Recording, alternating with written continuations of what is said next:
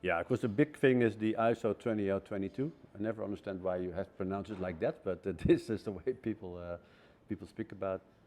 So 20022. This is, in two respects, it's going to change uh, a lot because Swift is migrating to ISO 20022. So in the next coming years, the Swift standards are going to be based on that standard or formulate in using that standard. And also the real-time payment networks around the world are basically based on ISO 20022. And even the UK has been long around for a while, they're now migrating to these new standards. So if everybody's using the same kind of data elements, that kind of facilitates, maybe smooths the way to interconnect all these networks around the world. You could potentially develop a new cross-border payment network that reduces cost and makes cross-border payments easy, transparent, and more cost-effective. And that's what the market is looking for.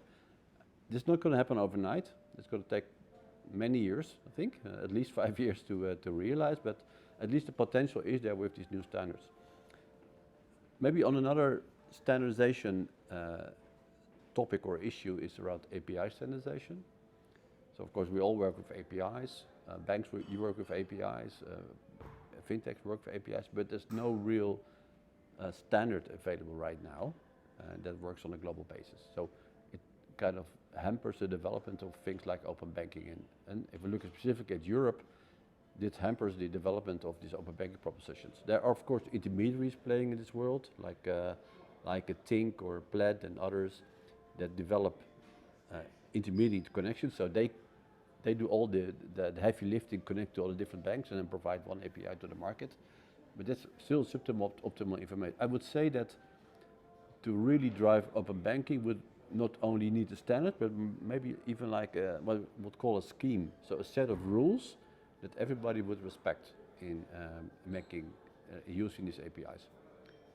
And I would say similar to what the UK has done with their implementation entity. So really entity overlooking the whole implementation of the project, which is basically lacking in Europe.